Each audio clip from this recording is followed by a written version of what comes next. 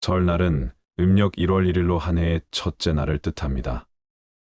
설의 어원을 살펴보면 동국여 지승남에 나와 있듯이 몸을 삼간다라는 뜻이 담겨 있습니다.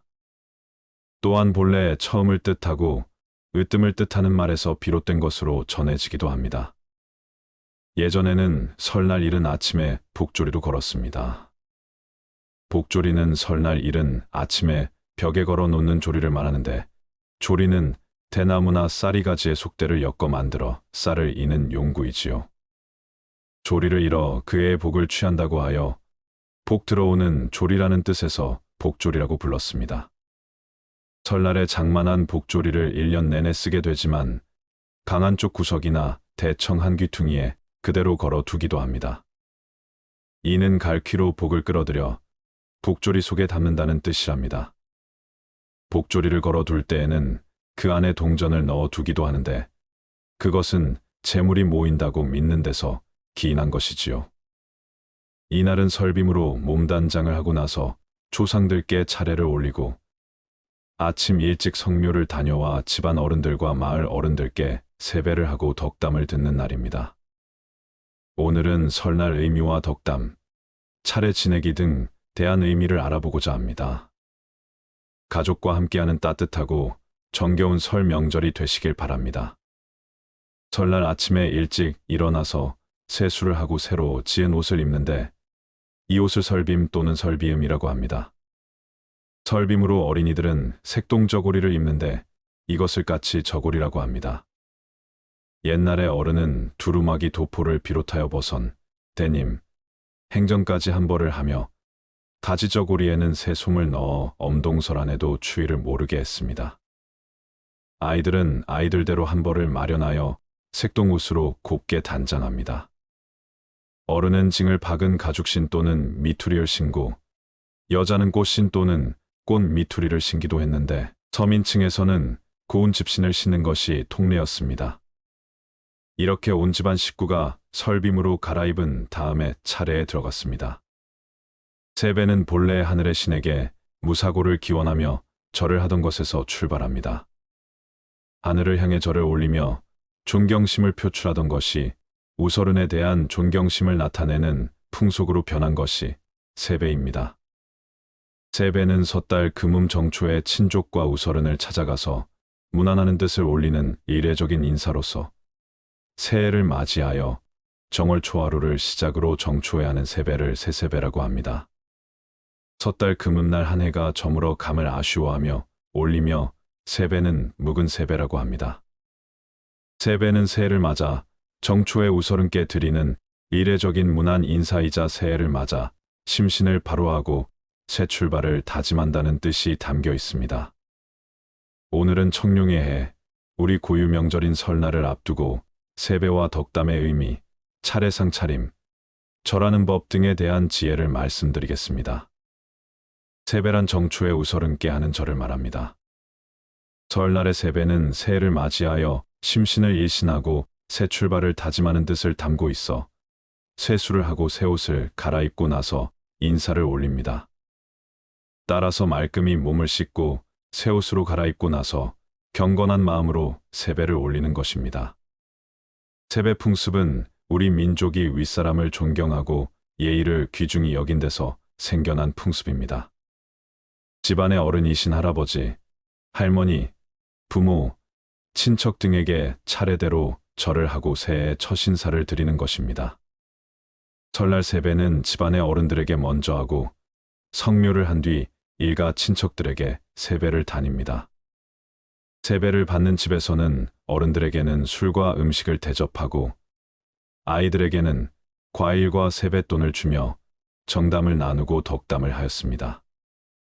세배에는 이 두 가지의 의미가 공존하기 때문에 아랫사람은 우서른께 존경을 담아 건강하세요 등의 축원을 올리고 우저른은 아랫사람에게 새 출발과 다짐을 격려하는 덕담을 화답하는 것입니다. 세배를 하면서 어른들은 소원 성취나 건강을 비는 뜻에서 덕담을 해주며 음식을 대접하기도 합니다. 어린이에게는 복돈을 주기도 합니다. 덕담은 새해의 복을 기원해 줌으로써 한 해 동안 아무 탈 없이 그리고 소망하는 모든 일이 이루어질 것이라고 예상하고 축하해 주는 의미를 갖고 있습니다. 새해 사랑하는 자녀들과 손주, 손녀들에게 건강과 행운을 빌어주는 덕담을 준비하고 계신가요? 덕담은 대개 윗사람이 아랫사람에게 행운을 비는 표현을 뜻합니다. 누군가 행복하게 일이 잘 풀리기를 바라는 마음을 담아 전하는 말이지요. 요즘은 남녀노소 위, 아래 구분 없이 정성 어린 표현을 한답니다. 2024년 올해는 갑진년 청룡의 해인 만큼 용이 들어간 덕담이면 더욱 좋겠습니다. 용은 동양의 신화 속에서 강력하고 비상하며 힘이 넘치는 상징으로 손꼽히지요. 용은 고난과 역경을 이겨내고 앞날을 개척하는 용기를 불러 일으키며 모두가 함께 향하는 밝은 미래의 상징이랍니다. 다음은 청룡의 해인 만큼 용이 들어간 덕담 몇 가지입니다. 새해에는 용처럼 비상하시고 어떠한 상황에서도 자신의 힘과 믿음을 잃지 않고 앞으로 나아가세요.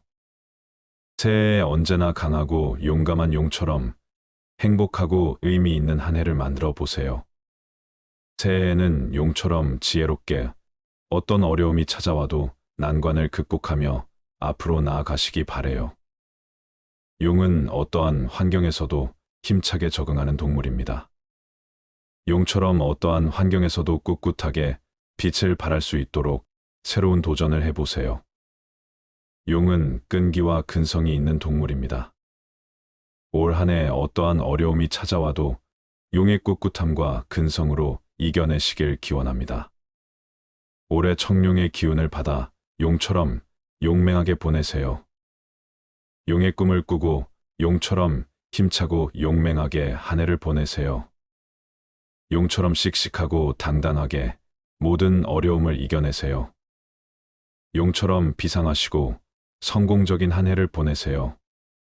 갑진년 청룡의 해, 용처럼 건강하고 무탈하시고 하시는 모든 일이 번영하시길 바랍니다.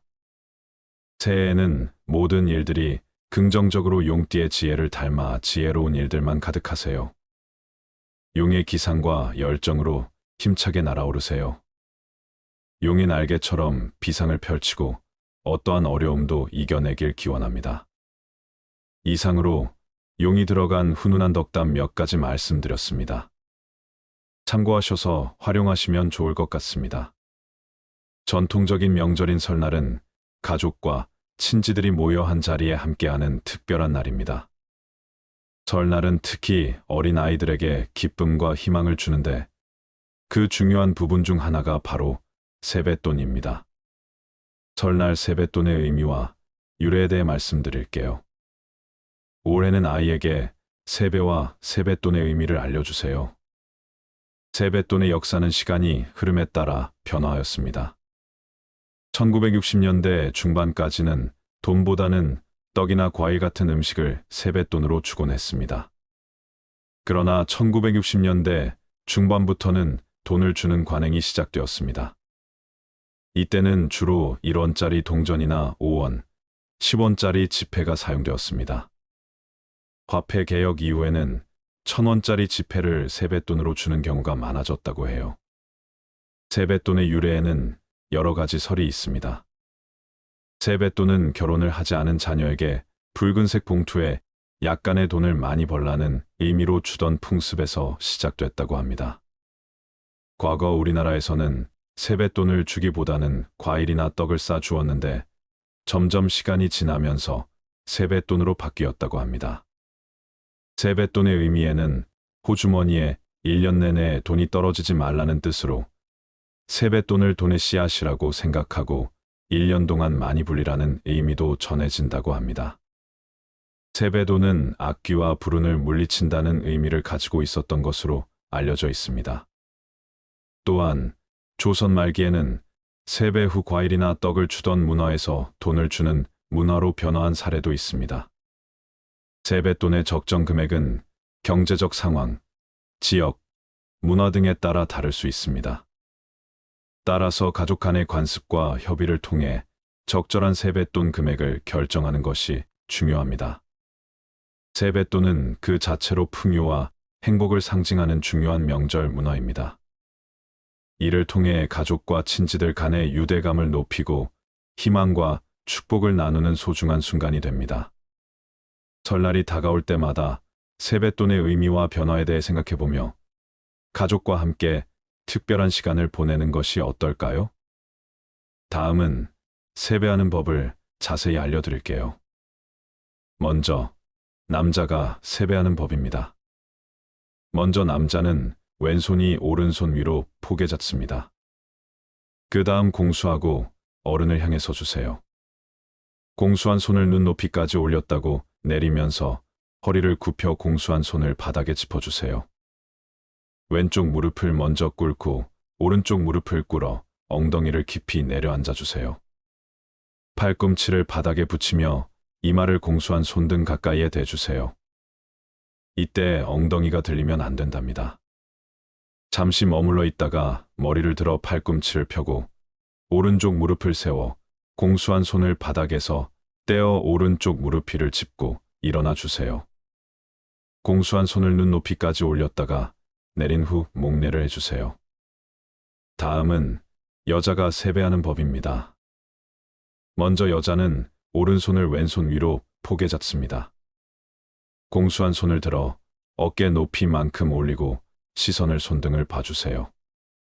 왼쪽 무릎을 먼저 꿇고 오른쪽 무품을 가지런히 꿇은 후 엉덩이를 깊이 내려앉아 주세요.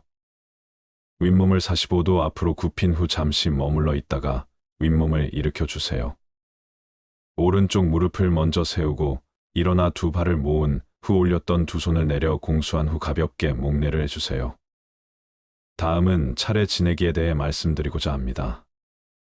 차례는 윗사람을 존경하던 풍습의 연장으로서 집안과 자손의 번영이 조상을 어떻게 위하는가에 따라 좌우된다고 생각한 조상 숭배관념에서 나온 행사와 동시에 돌아간 조상들을 잊지 않고 새해를 맞으면서 세배를 드리는 형식의 제사라고 할 수 있습니다.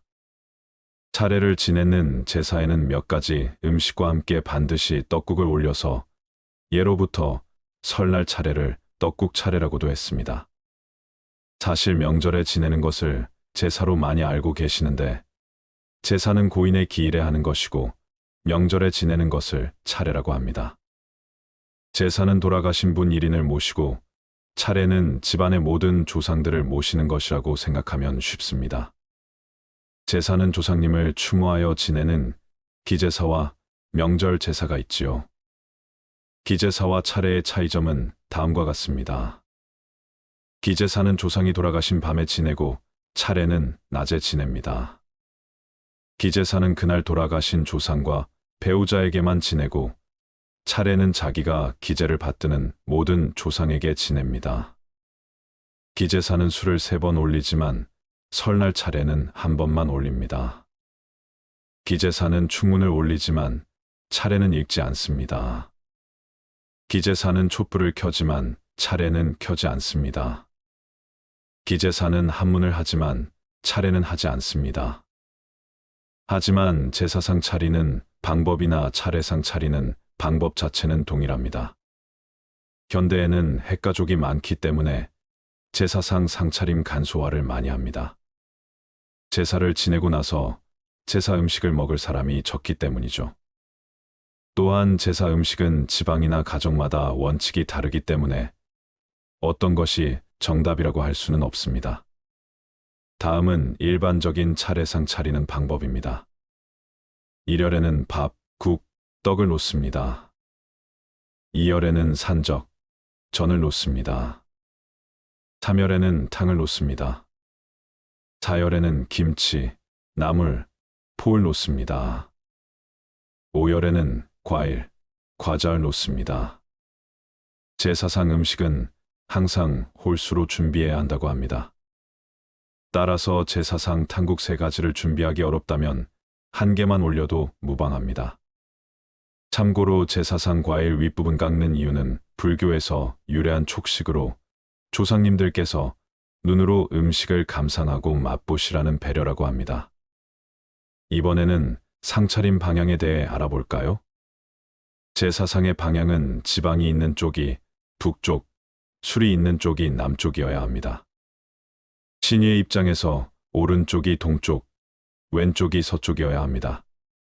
제사상 차림표의 집기와 음식들의 방향은 다음과 같습니다. 첫 번째, 반석행동. 우리가 밥을 먹을 때는 밥을 좌측에 놓고 국을 우측에 놓는데요. 반대로 제사상에는 밥을 서쪽에 두고 국을 동쪽에 두어야 합니다. 즉 조상님이 오셔서 상을 바라봤을 때 밥이 우측에 오고 국이 좌측에 오게 되는 것이지요. 두 번째, 시접거중. 숟가락과 젓가락을 담은 그릇은 상의 북쪽 중화에 있는 신의의 바로 앞에 두어야 합니다. 세 번째, 조유리씨. 좌측부터 대추, 밤, 곶감, 배, 사과 순으로 놓게 되며 기타 과일은 순서와 상관없이 놓습니다. 네 번째, 생동숙서. 생음식은 동쪽에, 익힌 것은 서쪽에 놓습니다. 다섯 번째, 배복방향. 닭이나 생선포를 놓을 때는 등이 하늘을 향하도록 두어야 한다는 내용입니다. 여섯 번째, 두동미서. 생선의 머리는 동쪽으로 향하고 꼬리는 서쪽으로, 생선의 배 부분은 지방 쪽으로 둡니다. 일곱 번째, 홍동백서. 붉은색은 동쪽으로 향하고 흰색은 서쪽으로 향하게 둡니다. 여덟 번째, 어동육서. 어물 재료는 동쪽으로 향하고 육고기와 같은 재료는 서쪽으로 향합니다. 아홉 번째, 좌포우회. 포음식은 왼쪽으로, 해는 우측입니다. 열 번째, 좌면우병. 이열 좌측에 국수를 놓고 우측에 떡을 놓습니다. 11번째, 건좌스부. 마른 것은 왼쪽에 놓고 젖은 것은 오른쪽에 놓습니다. 다음은 차례상을 준비할 때 반드시 주의해야 할 음식들을 알려드릴게요. 첫 번째, 치로 끝나는 음식. 멸치, 꽁치처럼 치로 끝나는 생선은 하급, 어종으로 분류되어 제사상에 올리는 것은 조상님에 대한 예의가 아니라고 합니다.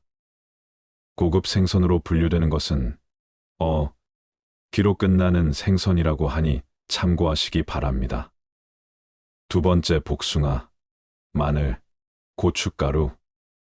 이건 제사상 차리시는 분들 대부분이 알고 계신 사항인데요. 복숭아는 귀신을 쫓아내는 과일이라 혼이 오지 못하게 한다 하여 제사상에 올리지 않습니다. 마늘과 고춧가루 역시 같은 이유로 제사 음식에 사용하지 않습니다. 세 번째, 짝수 음식.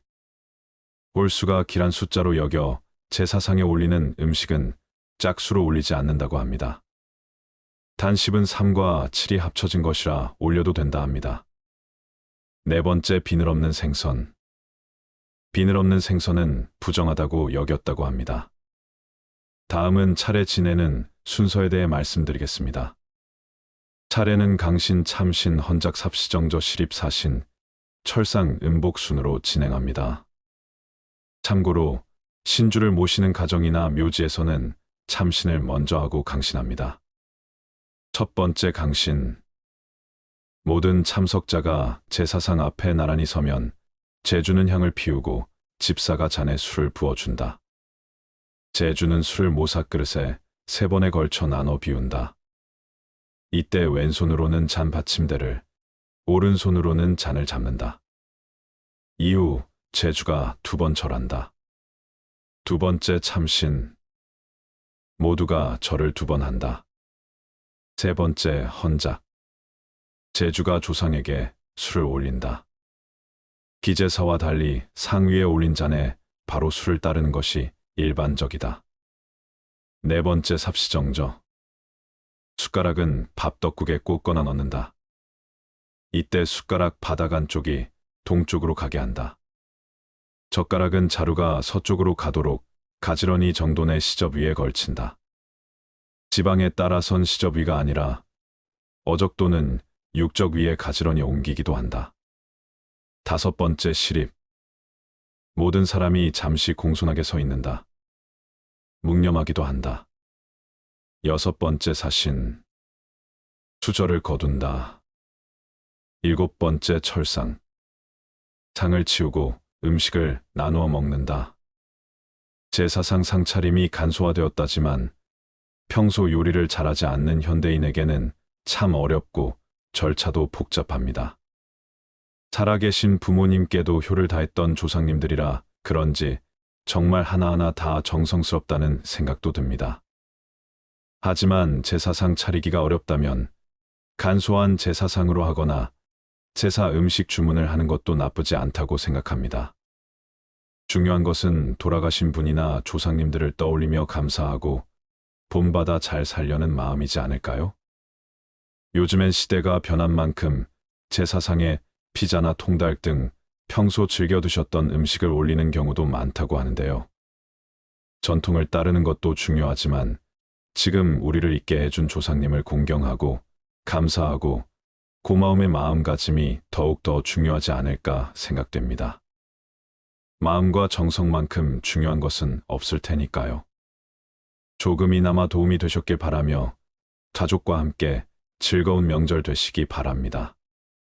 언제부턴가 명절 스트레스라는 말이 당당한 공식용어로 쓰이고 있습니다.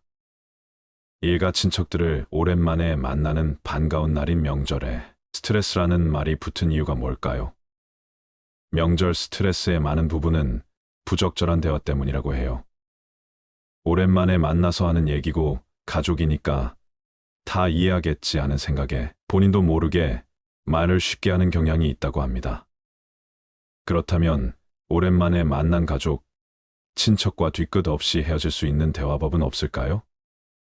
덕담 혹은 배려랍시고 하는 말이 오히려 변화된 젊은 사람들의 가치관에 반해 마음을 상하게 하고 관계를 소원하게 할 수 있지만 정작 말을 한 본인은 그걸 잘 모른다고 합니다.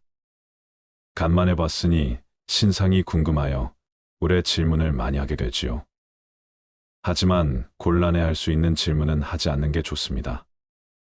특히 예민할 수 있는 사항이면 더욱 그러하지요.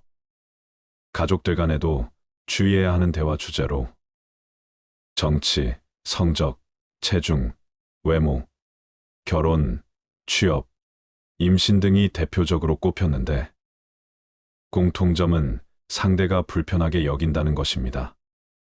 10대에게는 성적과 체중, 20대에게는 결혼과 취업, 30대에게는 직장에 관한 질문이었다고 해요. 이런 주제들은 상대방에게 민감하게 여겨지는 주제라 삼가는 게 좋겠습니다. 상대가 민감하게 생각하는 문제를 아무런 거리낌 없이 얘기하거나 공감하지 못하는 대화에서 스트레스는 시작됩니다. 오늘은 명절에 절대로 하면 안 되는 말 8가지를 말씀드릴게요. 첫 번째, 개인, 근황과 사생활 캐묻기 금지. 사생활 침해의 대표적인 예는 결혼, 취업 등에 관한 얘기입니다. 부모 자식 간에 가장 흔하게 오가는 화제이기도 하지요. 만나자마자 대뜸 시집 언제 갈 거니? 취직은 왜 안 하니? 같은 식으로 말하며 민감한 부분을 전곡으로 건드리면 마음이 상할 수 있습니다. 가족 간이라도 내가 이 얘기를 하면 상대가 어떻게 생각할까? 잠깐이라도 고민을 해보고 나서 말해야 한다는 얘기입니다. 가장 듣기 싫은 잔소리는 요즘 뭐하고 지내? 라고 합니다. 나는 한 번 질문했을지 모르지만 상대방은 이미 여러 번 반복적으로 들었을 가능성이 있으니 굳이 질문하지 않는 편이 좋겠지요. 오랜만에 만난 가족, 친척에게 사적인 질문을 해서는 눈총을 받기 십상입니다. 사귀는 사람은 있니? 결혼은 언제 하니? 애는 언제 가지려고? 등과 같은 질문은 먼저 얘기하기 전까지는 굳이 할 필요가 없습니다. 때가 되면 알아서 소개시켜 줄 사람을 데려오거나 청첩장을 줄 것입니다. 두 번째, 남과 비교하기 금지. 다른 사람과 비교하는 것도 금물입니다. 누구는 어디에 들어갔다던데 아직도 취업 못했니? 부모님 고생 좀 그만 시켜라. 누구네 딸 좀 봐라. 누구는 얼마 모아서 이번에 집 샀다던데 더 열심히 해야겠다. 이런 말들은 상기시켜 주지 않아도 이미 다 알고 있는 말입니다. 덕담처럼 들리지만 듣는 사람에겐 날카로운 비수가 됩니다. 세 번째, 걱정해주는 지적질 금지. 가족 간에는 너무 편하다 보니 나도 모르게 걱정하는 말을 하다가 아픈 곳을 건드리는 지적질을 하게 됩니다. 진심으로 걱정해서든 아니든 생각 없이 무심코 던진 말은 아픈 곳을 더욱 찌르게 됩니다. 누구는 뭐 한다던데. 너도 잘 됐으면 좋겠어. 다 너 잘 되라고 하는 말이다. 여자친구 생겼다며. 뭐 하는 사람이니? 아무나 만나면 안 된다. 흔히 라떼는으로 시작하는 유형의 대화도 금지입니다. 이번에 취업은 어디로 해? 나 때는 말이야. 이런 말은 하지 않는 게 좋습니다. 네 번째, 정치 이야기 금지. 어느 가족이나 모이면 정치 이야기를 빼놓을 수 없습니다. 오죽하면 명절 밥상에 정치 주제가 반찬으로 오른다는 말까지 있을 정도인데요. 친구 사이에도 정치 이야기는 하는 게 아니라고 하지요. 명절만이라도 정치적인 소신은 내려놓고 정치 뉴스가 나온다거나 정치 이슈가 나온다면 슬그머니 화제를 다른 곳으로 돌려보는 건 어떨까요? 다섯 번째, 인신공격성 외모 지적 금지. 그만 먹어. 살 좀 빼라. 몸 관리 좀 해야지. 신체를 대놓고 하는 잔소리는 최악이랍니다. 무심코 던진 돌에 개구리는 죽을 수도 있지요. 뚱뚱하다는 말로 인해 비만이 더 심해질 수도 있다고 합니다. 인신공격성 발언은 절대 하지 마세요.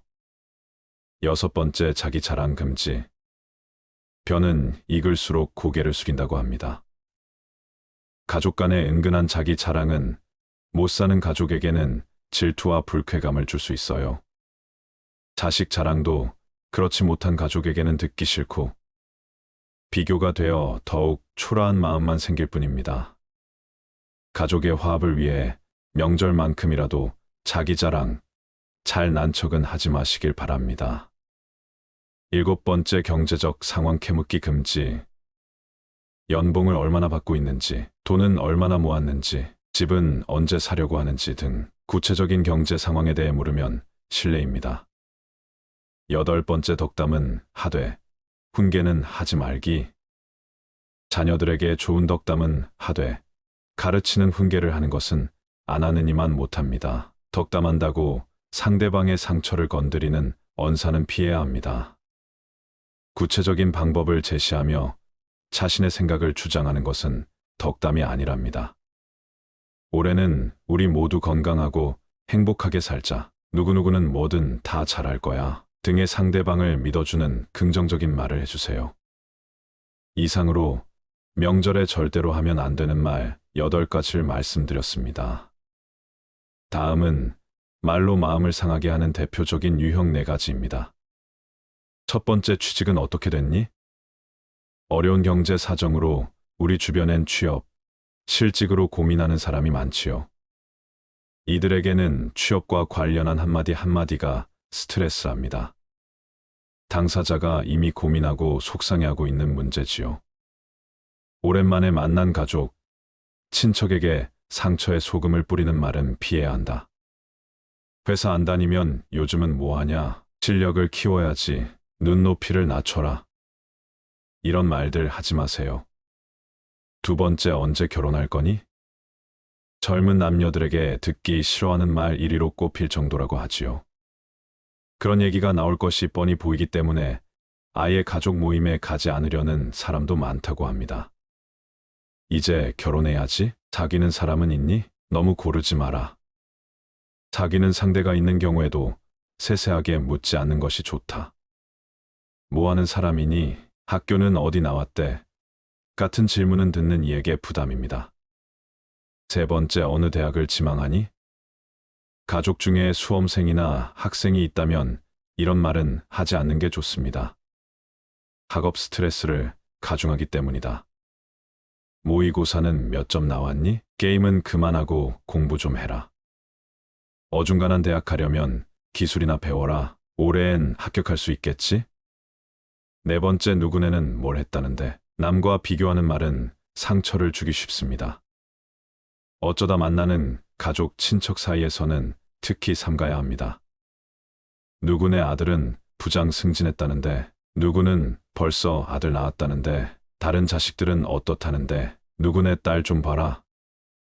누구네는 명문대 진학했는데 벌써 자기 집을 장만했다더라. 명절뿐 아니라 평소에도 비교하는 말은 하지 마세요. 이상으로 마음을 상하게 하는 대표적인 4가지 유형을 말씀드렸습니다.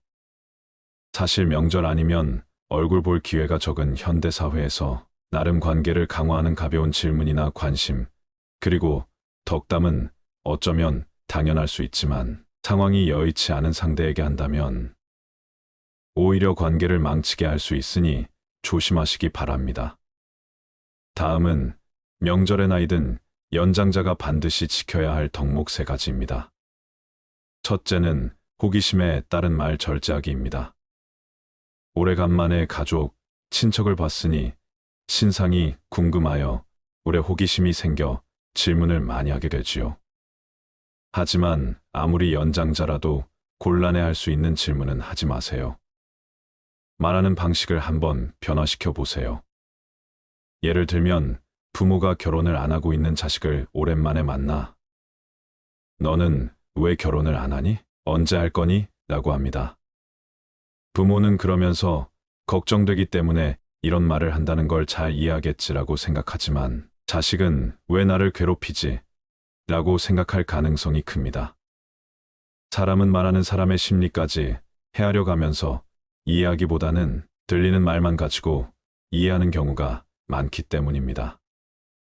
이럴 때는 너의 결혼 소식을 고대하고 있단다라는 식으로 걱정하는 마음을 은근히 내비치는 정도가 적당합니다. 이런 대화가 오가는 근본적인 원인 중 하나는 부모 자식 사이나 형제, 자매 사이에서 서로를 독립적인 객체로 인정하지 않는 사고방식이지요. 과도하게 감정이입을 해 자식이나 형제를 자신의 분신으로 생각하고 자신의 뜻대로 하길 강요하면서 그게 상대가 잘 되는 길이라고 생각하는 식입니다. 둘째는 상대방의 처지를 인식하기입니다. 무엇보다 중요한 것은 가족, 친지의 사정을 사전에 파악하는 것입니다. 상대를 잘 알아야 좋은 대화가 오가겠지요. 예를 들면 사촌이 사업이 잘 안 돼서 집을 팔았는데 그 사실을 모르고 사촌 앞에서 이번에 내가 넓은 집으로 이사를 했다는 등 이런 시기에 사업을 하면 안 된다는 등의 이야기를 하면 아무리 친한 사이라도 마음이 상하기 십상입니다. 명절 전에 일가 친척들이 어떤 상황에 있는지 조심스럽게 파악해서 할 말, 안 할 말을 눈치껏 기억해야 하는 이유입니다. 셋째는 차별하지 말기입니다. 특히 여자가 말이야, 남자가 말이야 같은 차별적 표현이나 행동은 요즘 젊은 특히 세대들에게 큰 반감을 일으킬 수 있습니다. 이런 말을 들으면 나이 든 사람은 유연하게 대응해 넘어갈 수 있지만 어린 친구들은 발끈하는 경우가 많답니다. 이런 차별적인 발언은 절대 하지 마시기 바랍니다. 이상으로 나이 든 연장자가 명절에 지켜야 할 덕목 3가지 말씀드렸습니다. 오늘 말씀드린 내용을 정리해 볼게요. 가족 사이라도 오랜만에 만날 때는 할 말, 안 할 말을 가려서 해야 합니다. 서로의 형편을 미리 파악하는 것이 좋고 지나치게 간섭하지 않는 편이 바람직하지요. 반발하면 대화가 싸움이 되고 무조건 참으면 화가 쌓여 나중에 엉뚱하게 터질 수 있답니다. 담담하게 답했는데 여기에 대고 상대가 화를 내는 상황이 있을 수 있게 됩니다. 우리나라 사람들은 특히 가족 간의 갈등 상황에 말로 대처하는데 서투릅니다. 서로 감정을 상하게 하지 않으면서 의사표현을 하는 법을 연습해 두는 편이 좋습니다. 말에도 연습이 필요하답니다. 예를 들면 취직은 언제 할 거니? 라는 질문에는 저도 열심히 노력하고 있습니다. 기쁜 소식 전해드리지 못해서 저도 죄송하게 생각합니다라는 식으로 차분하게 답하는 법을 연습해 두면 좋을 것 같습니다. 명절 때일수록 세대 간의 차이를 인정하고 불편한 이야기를 삼가야 합니다. 한국인 특유의 정에 대한 정의가 세대에 따라 다르다는 것을 인정해야 합니다. 윗세대는 서로 부대끼면서 드는 미운정, 고운정이 정이라고 생각하지만 아랫세대는 어려울 때 보이지 않게 돕는 것이 정이라고 생각한다고 해요. 여러분, 명절 때일수록 불편한 이야기를 삼가고 지갑은 여는 것이 좋겠지요? 설의 어원을 살펴보면 동구겨 지승남에 나와 있듯이 몸을 삼간다라는 뜻이 담겨 있습니다. 또한 본래 처음을 뜻하고 으뜸을 뜻하는 말에서 비롯된 것으로 전해지기도 합니다. 예전에는 설날 이른 아침에 복조리로 걸었습니다. 복조리는 설날 이른 아침에 벽에 걸어 놓는 조리를 말하는데, 조리는 대나무나 쌀이가지의 속대를 엮어 만들어 쌀을 이는 용구이지요. 조리를 이뤄 그의 복을 취한다고 하여 복 들어오는 조리라는 뜻에서 복조리라고 불렀습니다. 설날에 장만한 복조리를 1년 내내 쓰게 되지만 강한 쪽 구석이나 대청 한 귀퉁이에 그대로 걸어 두기도 합니다. 이는 갈퀴로 복을 끌어들여 복조리 속에 담는다는 뜻이랍니다. 복조리를 걸어 둘 때에는 그 안에 동전을 넣어 두기도 하는데, 그것은 재물이 모인다고 믿는 데서 기인한 것이지요.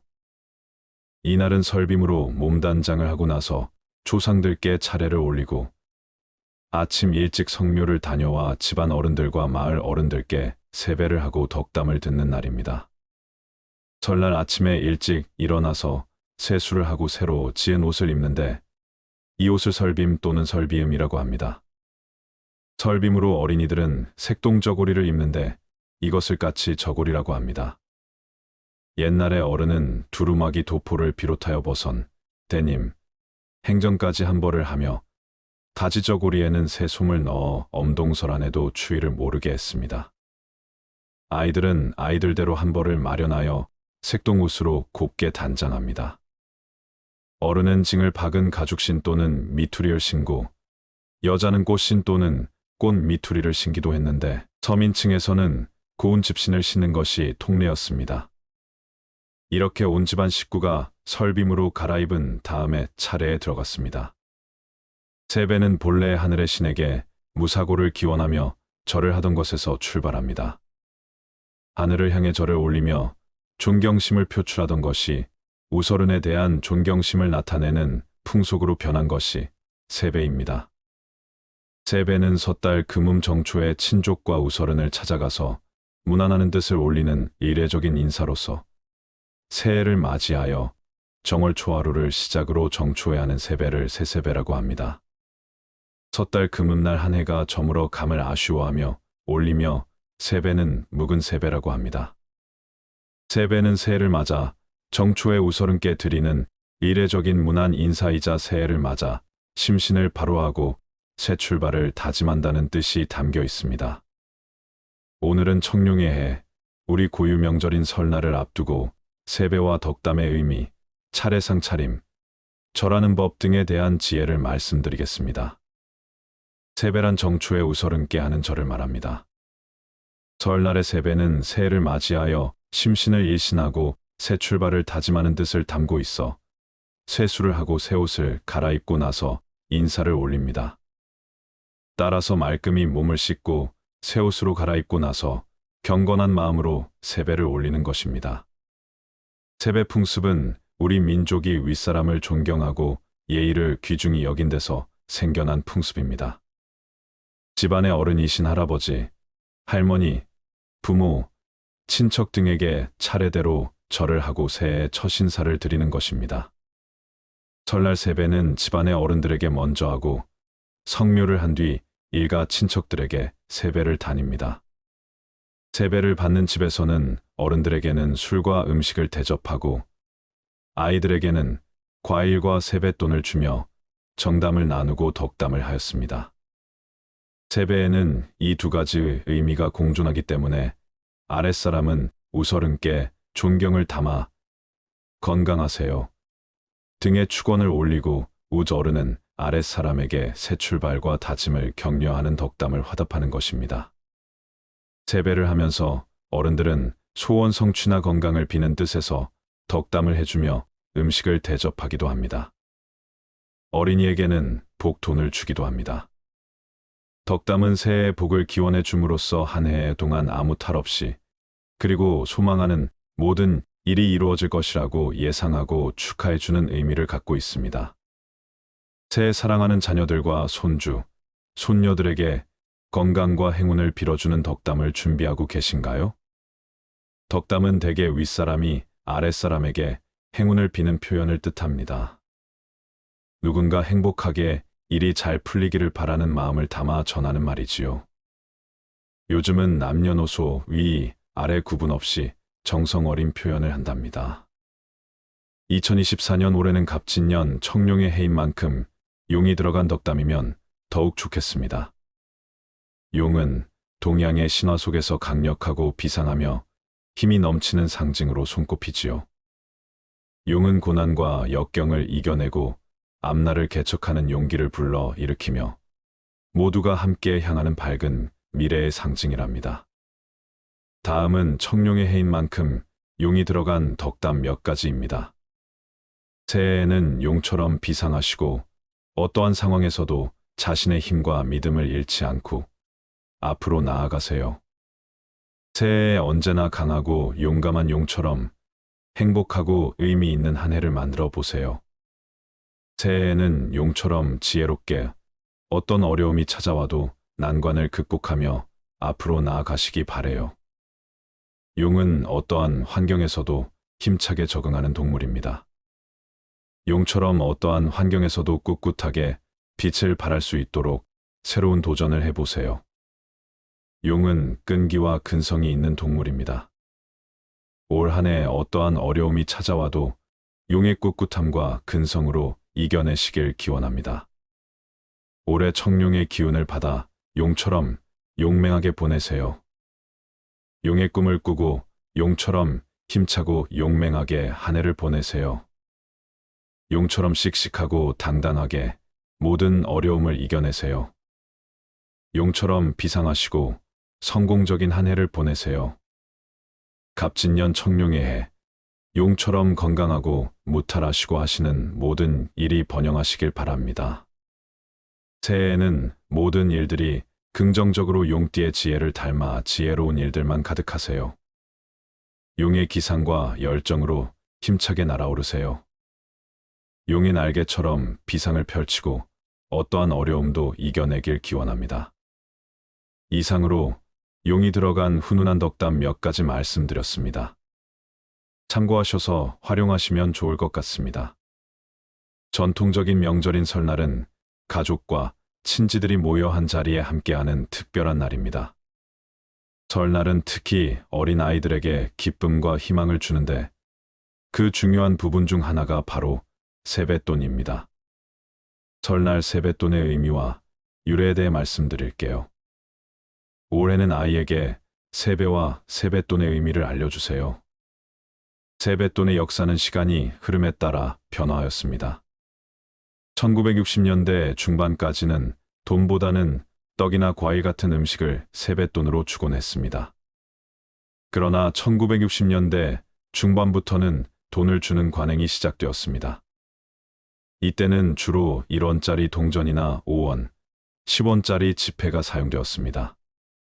화폐 개혁 이후에는 1000원짜리 지폐를 세뱃돈으로 주는 경우가 많아졌다고 해요. 세뱃돈의 유래에는 여러 가지 설이 있습니다. 세뱃돈은 결혼을 하지 않은 자녀에게 붉은색 봉투에 약간의 돈을 많이 벌라는 의미로 주던 풍습에서 시작됐다고 합니다.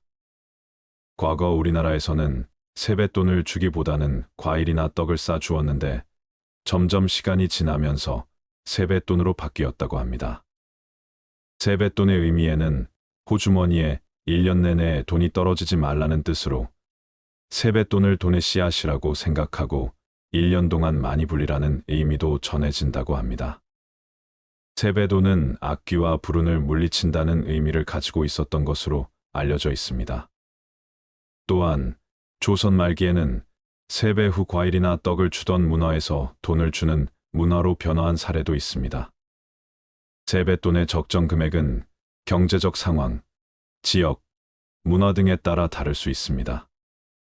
따라서 가족 간의 관습과 협의를 통해 적절한 세뱃돈 금액을 결정하는 것이 중요합니다. 세뱃돈은 그 자체로 풍요와 행복을 상징하는 중요한 명절 문화입니다. 이를 통해 가족과 친지들 간의 유대감을 높이고 희망과 축복을 나누는 소중한 순간이 됩니다. 설날이 다가올 때마다 세뱃돈의 의미와 변화에 대해 생각해보며 가족과 함께 특별한 시간을 보내는 것이 어떨까요? 다음은 세배하는 법을 자세히 알려드릴게요. 먼저, 남자가 세배하는 법입니다. 먼저 남자는 왼손이 오른손 위로 포개 잡습니다. 그 다음 공수하고 어른을 향해 서주세요. 공수한 손을 눈높이까지 올렸다고 내리면서 허리를 굽혀 공수한 손을 바닥에 짚어주세요. 왼쪽 무릎을 먼저 꿇고 오른쪽 무릎을 꿇어 엉덩이를 깊이 내려앉아 주세요. 팔꿈치를 바닥에 붙이며 이마를 공수한 손등 가까이에 대주세요. 이때 엉덩이가 들리면 안 된답니다. 잠시 머물러 있다가 머리를 들어 팔꿈치를 펴고 오른쪽 무릎을 세워 공수한 손을 바닥에서 떼어 오른쪽 무릎 위를 짚고 일어나 주세요. 공수한 손을 눈높이까지 올렸다가 내린 후 목례를 해주세요. 다음은 여자가 세배하는 법입니다. 먼저 여자는 오른손을 왼손 위로 포개 잡습니다. 공수한 손을 들어 어깨 높이만큼 올리고 시선을 손등을 봐주세요. 왼쪽 무릎을 먼저 꿇고 오른쪽 무품을 가지런히 꿇은 후 엉덩이를 깊이 내려앉아 주세요. 윗몸을 45도 앞으로 굽힌 후 잠시 머물러 있다가 윗몸을 일으켜 주세요. 오른쪽 무릎을 먼저 세우고 일어나 두 발을 모은 후 올렸던 두 손을 내려 공수한 후 가볍게 목례를 해주세요. 다음은 차례 지내기에 대해 말씀드리고자 합니다. 차례는 윗사람을 존경하던 풍습의 연장으로서 집안과 자손의 번영이 조상을 어떻게 위하는가에 따라 좌우된다고 생각한 조상 숭배관념에서 나온 행사와 동시에 돌아간 조상들을 잊지 않고 새해를 맞으면서 세배를 드리는 형식의 제사라고 할 수 있습니다. 차례를 지내는 제사에는 몇 가지 음식과 함께 반드시 떡국을 올려서 예로부터 설날 차례를 떡국 차례라고도 했습니다. 사실 명절에 지내는 것을 제사로 많이 알고 계시는데 제사는 고인의 기일에 하는 것이고 명절에 지내는 것을 차례라고 합니다. 제사는 돌아가신 분 1인을 모시고 차례는 집안의 모든 조상들을 모시는 것이라고 생각하면 쉽습니다. 제사는 조상님을 추모하여 지내는 기제사와 명절 제사가 있지요. 기제사와 차례의 차이점은 다음과 같습니다. 기제사는 조상이 돌아가신 밤에 지내고 차례는 낮에 지냅니다. 기제사는 그날 돌아가신 조상과 배우자에게만 지내고 차례는 자기가 기제를 받드는 모든 조상에게 지냅니다. 기제사는 술을 3번 올리지만 설날 차례는 한 번만 올립니다. 기제사는 추문을 올리지만 차례는 읽지 않습니다. 기제사는 촛불을 켜지만 차례는 켜지 않습니다. 기제사는 한문을 하지만 차례는 하지 않습니다. 하지만 제사상 차리는 방법이나 차례상 차리는 방법 자체는 동일합니다. 현대에는 핵가족이 많기 때문에 제사상 상차림 간소화를 많이 합니다. 제사를 지내고 나서 제사 음식을 먹을 사람이 적기 때문이죠. 또한 제사 음식은 지방이나 가정마다 원칙이 다르기 때문에 어떤 것이 정답이라고 할 수는 없습니다. 다음은 일반적인 차례상 차리는 방법입니다. 1열에는 밥, 국, 떡을 놓습니다. 2열에는 산적, 전을 놓습니다. 3열에는 탕을 놓습니다. 4열에는 김치, 나물, 포를 놓습니다. 5열에는 과일, 과자를 놓습니다. 제사상 음식은 항상 홀수로 준비해야 한다고 합니다. 따라서 제사상 탕국 3가지를 준비하기 어렵다면 1개만 올려도 무방합니다. 참고로 제사상 과일 윗부분 깎는 이유는 불교에서 유래한 촉식으로 조상님들께서 눈으로 음식을 감상하고 맛보시라는 배려라고 합니다.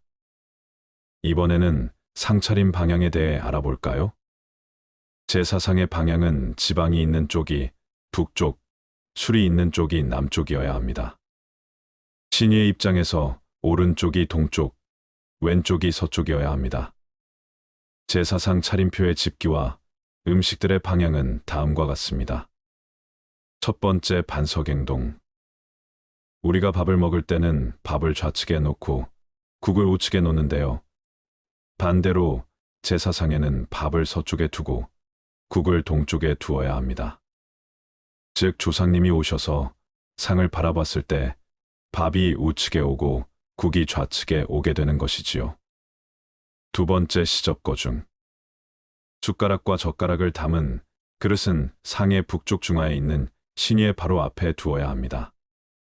세 번째 조유리씨. 좌측부터 대추, 밤, 곶감, 배, 사과 순으로 놓게 되며 기타 과일은 순서와 상관없이 놓습니다. 네 번째 생동숙서. 생음식은 동쪽에, 익힌 것은 서쪽에 놓습니다. 다섯 번째 배복 방향. 닭이나 생선포를 놓을 때는 등이 하늘을 향하도록 두어야 한다는 내용입니다. 여섯 번째 두동미서.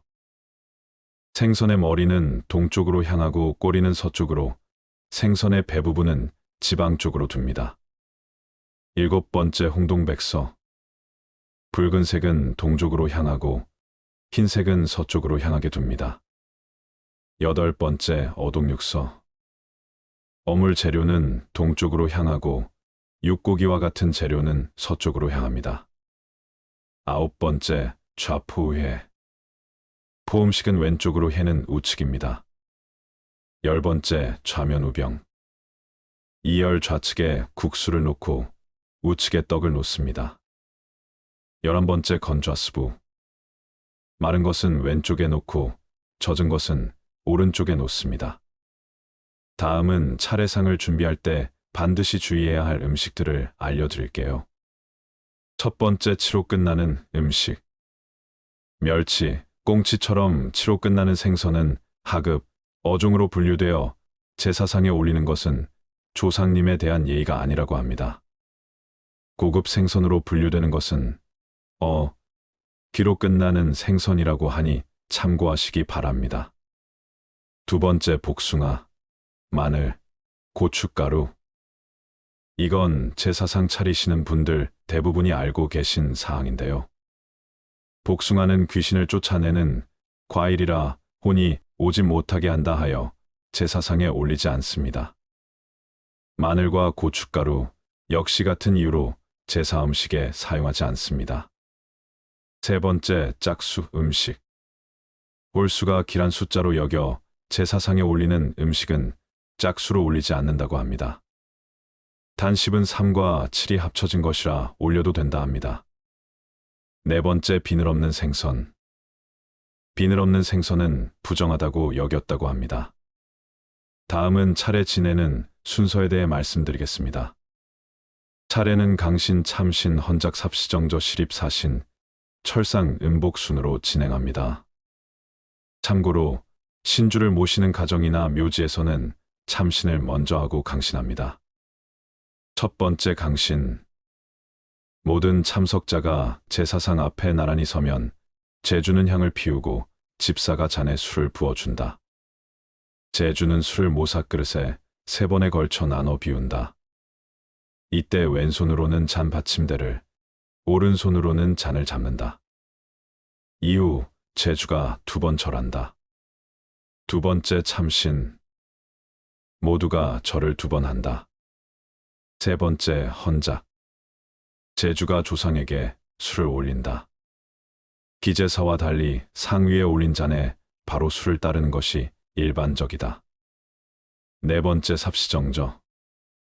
숟가락은 밥떡국에 꽂거나 넣는다. 이때 숟가락 바닥 안쪽이 동쪽으로 가게 한다. 젓가락은 자루가 서쪽으로 가도록 가지런히 정돈의 시접 위에 걸친다. 지방에 따라선 시접 위가 아니라 어적 또는 육적 위에 가지런히 옮기기도 한다. 다섯 번째 시립. 모든 사람이 잠시 공손하게 서 있는다. 묵념하기도 한다. 여섯 번째 사신. 수저를 거둔다. 일곱 번째 철상. 상을 치우고 음식을 나누어 먹는다. 제사상 상차림이 간소화되었다지만 평소 요리를 잘하지 않는 현대인에게는 참 어렵고 절차도 복잡합니다. 살아계신 부모님께도 효를 다했던 조상님들이라 그런지 정말 하나하나 다 정성스럽다는 생각도 듭니다. 하지만 제사상 차리기가 어렵다면 간소한 제사상으로 하거나 제사 음식 주문을 하는 것도 나쁘지 않다고 생각합니다. 중요한 것은 돌아가신 분이나 조상님들을 떠올리며 감사하고 본받아 잘 살려는 마음이지 않을까요? 요즘엔 시대가 변한 만큼 제사상에 피자나 통닭 등 평소 즐겨 드셨던 음식을 올리는 경우도 많다고 하는데요. 전통을 따르는 것도 중요하지만 지금 우리를 있게 해준 조상님을 공경하고 감사하고 고마움의 마음가짐이 더욱더 중요하지 않을까 생각됩니다. 마음과 정성만큼 중요한 것은 없을 테니까요.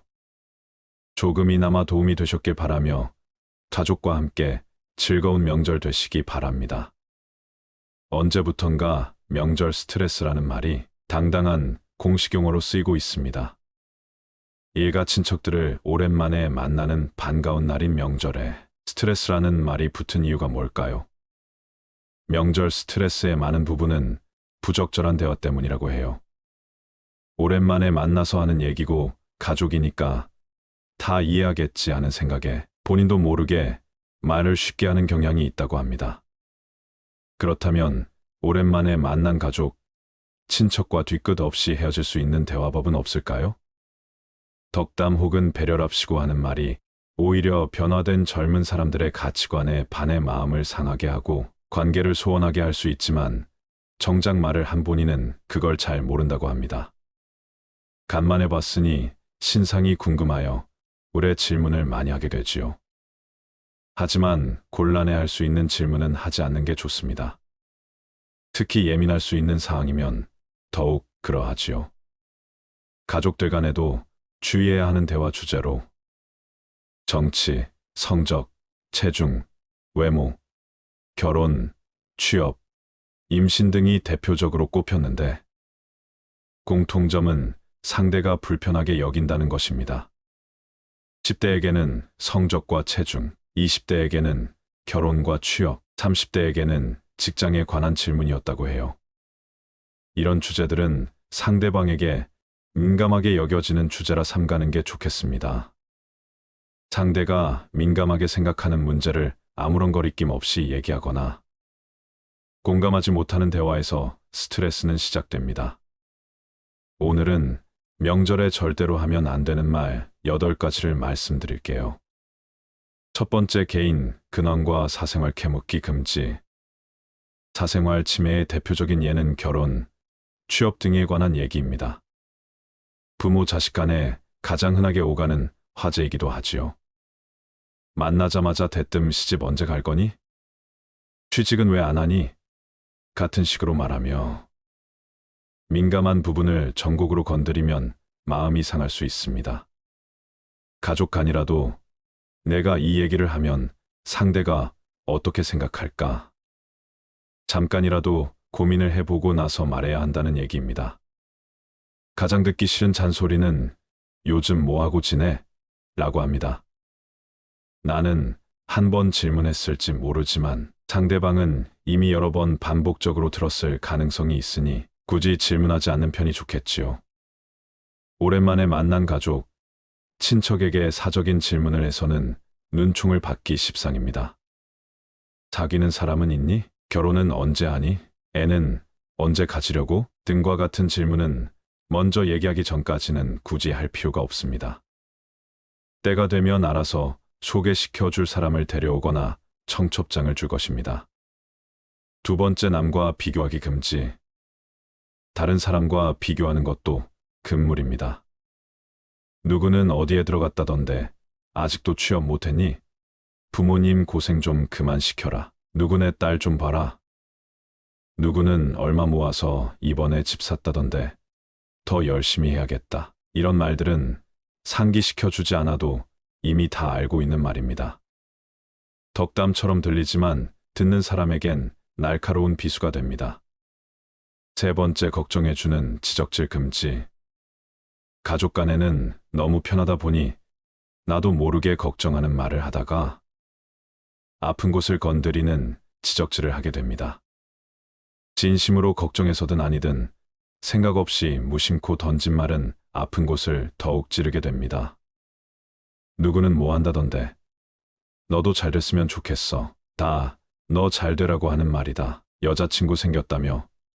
뭐 하는 사람이니? 아무나 만나면 안 된다. 흔히 라떼는으로 시작하는 유형의 대화도 금지입니다. 이번에 취업은 어디로 해? 나 때는 말이야. 이런 말은 하지 않는 게 좋습니다. 네 번째, 정치 이야기 금지. 어느 가족이나 모이면 정치 이야기를 빼놓을 수 없습니다. 오죽하면 명절 밥상에 정치 주제가 반찬으로 오른다는 말까지 있을 정도인데요. 친구 사이에도 정치 이야기는 하는 게 아니라고 하지요. 명절만이라도 정치적인 소신은 내려놓고 정치 뉴스가 나온다거나 정치 이슈가 나온다면 슬그머니 화제를 다른 곳으로 돌려보는 건 어떨까요? 다섯 번째, 인신공격성 외모 지적 금지. 그만 먹어. 살 좀 빼라. 몸 관리 좀 해야지.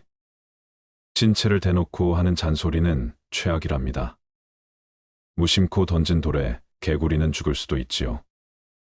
뚱뚱하다는 말로 인해 비만이 더 심해질 수도 있다고 합니다. 인신공격성 발언은 절대 하지 마세요. 여섯 번째, 자기 자랑 금지. 벼는 익을수록 고개를 숙인다고 합니다. 가족 간의 은근한 자기 자랑은 못 사는 가족에게는 질투와 불쾌감을 줄 수 있어요. 자식 자랑도 그렇지 못한 가족에게는 듣기 싫고 비교가 되어 더욱 초라한 마음만 생길 뿐입니다. 가족의 화합을 위해 명절만큼이라도 자기 자랑, 잘난 척은 하지 마시길 바랍니다. 일곱 번째, 경제적 상황 캐묻기 금지. 연봉을 얼마나 받고 있는지, 돈은 얼마나 모았는지, 집은 언제 사려고 하는지 등 구체적인 경제 상황에 대해 물으면 실례입니다. 여덟 번째, 덕담은 하되 훈계는 하지 말기. 자녀들에게 좋은 덕담은 하되 가르치는 훈계를 하는 것은 안 하는 이만 못합니다. 덕담한다고 상대방의 상처를 건드리는 언사는 피해야 합니다. 구체적인 방법을 제시하며 자신의 생각을 주장하는 것은 덕담이 아니랍니다. 올해는 우리 모두 건강하고 행복하게 살자. 누구누구는 뭐든 다 잘할 거야. 등의 상대방을 믿어주는 긍정적인 말을 해주세요. 이상으로 명절에 절대로 하면 안 되는 말 8가지를 말씀드렸습니다. 다음은 말로 마음을 상하게 하는 대표적인 유형 4가지입니다. 첫 번째, 취직은 어떻게 됐니? 어려운 경제 사정으로 우리 주변엔 취업, 실직으로 고민하는 사람이 많지요. 이들에게는 취업과 관련한 한마디 한마디가 스트레스랍니다. 당사자가 이미 고민하고 속상해하고 있는 문제지요. 오랜만에 만난 가족, 친척에게 상처에 소금을 뿌리는 말은 피해야 한다. 회사 안 다니면 요즘은 뭐하냐? 실력을 키워야지. 눈높이를 낮춰라. 이런 말들 하지 마세요. 두 번째, 언제 결혼할 거니? 젊은 남녀들에게 듣기 싫어하는 말 1위로 꼽힐 정도라고 하지요. 그런 얘기가 나올 것이 뻔히 보이기 때문에 아예 가족 모임에 가지 않으려는 사람도 많다고 합니다. 이제 결혼해야지? 사귀는 사람은 있니? 너무 고르지 마라.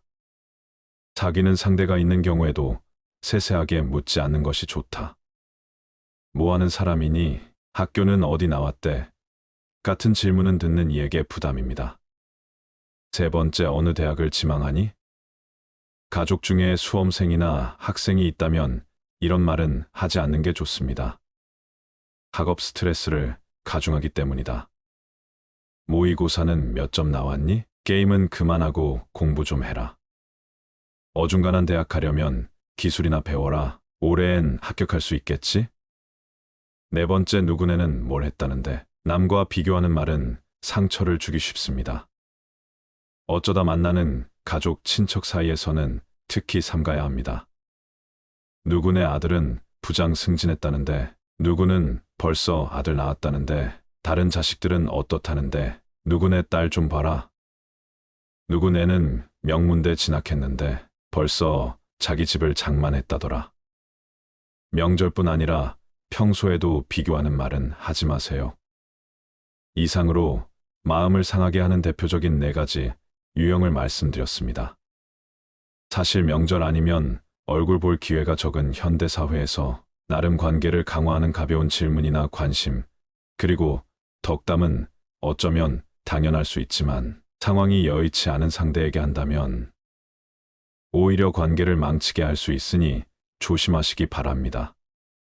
다음은 명절의 나이든 연장자가 반드시 지켜야 할 덕목 3가지입니다. 첫째는 호기심에 따른 말 절제하기입니다. 오래간만에 가족, 친척을 봤으니 신상이 궁금하여 오래 호기심이 생겨 질문을 많이 하게 되지요. 하지만 아무리 연장자라도 곤란해할 수 있는 질문은 하지 마세요. 말하는 방식을 한번 변화시켜 보세요. 예를 들면 부모가 결혼을 안 하고 있는 자식을 오랜만에 만나 너는 왜 결혼을 안 하니? 언제 할 거니? 라고 합니다.